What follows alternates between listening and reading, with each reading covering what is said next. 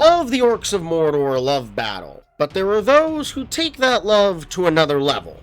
Those dedicated so strongly to the art find kinship and allies within the Warmonger tribe. Take him to Mordor. Goodbye. Say goodbye to the knife that you sharpen with your life. Say goodbye to the dark side. Greetings, fellow Gravewalkers, and welcome back to another video. The Warmonger tribe are Mordor's most battle-hardened veterans, ready to take on foes wherever and whenever they appear. The Warmonger tribe were one of 7 tribes at Shadow of War's launch, and one of the easiest to overlook. Their aesthetic is very subdued compared to their fellow tribes, but what they lack in flashy, they make up for in efficiency. Even their armor doubles as a weapon. I am of course talking about their tribe weapon, the Warmonger gauntlets. Okay, technically it's called Warmonger Clash, but they do it with their gauntlets. Making multiple strikes with the blades on their gauntlets and forcing a quick-time event. I also should have mentioned this for the other tribes, but captains will use their tribe weapons during Nemesis finishers. It's a little detail, but a very neat one. They also do it in kill animations. I really should bring that up in the other ones. Or I really should have brought that up in the other ones, because it's very cool that their tribe weapons actually do get a use.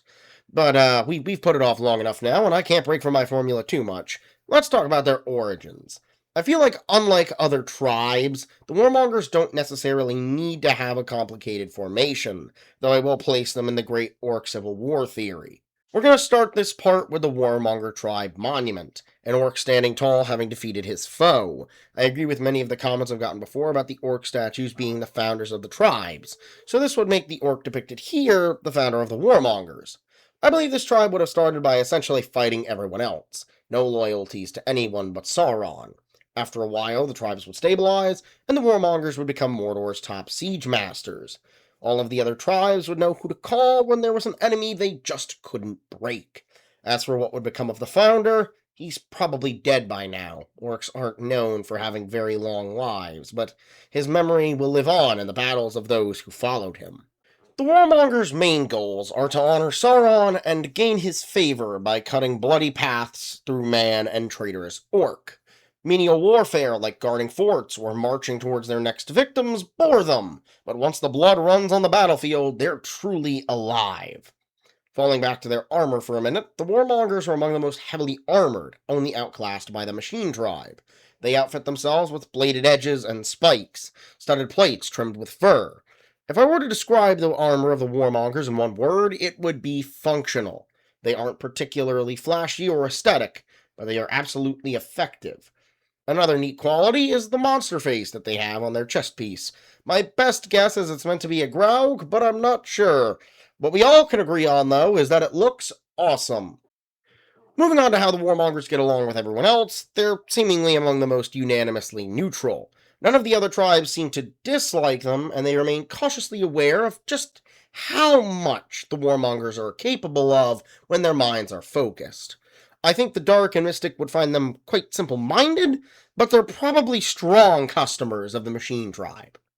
Now let's talk about their fortress. Much like their armor, it's painfully functional.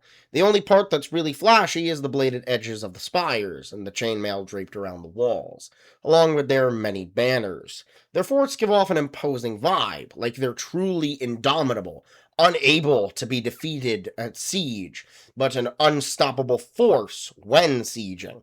For the last home stretch, let's talk about Warmonger-specific titles, which are surprisingly few. The first one I'm pretty sure of is the Raid Leader. I've literally never seen one of them not be a Warmonger, so I'm 99% certain they're tribe-specific. The other is, well, Warmonger, for obvious reasons. I've only seen a couple of these guys, and they've always been Warmonger. There's also Battlemaster / Battle Hardened, which I'm pretty sure are also Warmonger specific, but I'm not certain due to how uncommon they are. And with that, that is the Warmonger tribe. But I do have some things to talk about, because, it's been a month since I last uploaded. It's been a fun time. My Overwatch addiction came back, because they did some great stuff. Me and Fusion are looking at making a video over there. I almost have a clips compilation ready of, just having fun with Emre, but we're also going to do an Is Overwatch Back style video.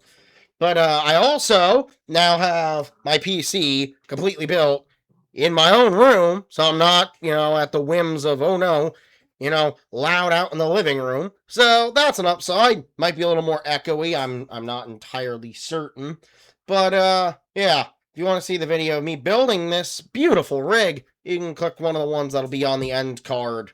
It'll be, I don't remember which side it's on. Whichever one has the whole, the second tower rises in Mordor on it. Yeah, that's the one building the PC. But with that, if you have enjoyed, consider hitting the like button down below because it tells me that you like the video. And if you like what I do and you want more of it, consider subscribing for more. And if you'd like to know whenever I upload, whether it's this type of thing or anything else, you can ring the little bell to get notified whenever I do so. With that, I will see you all next time.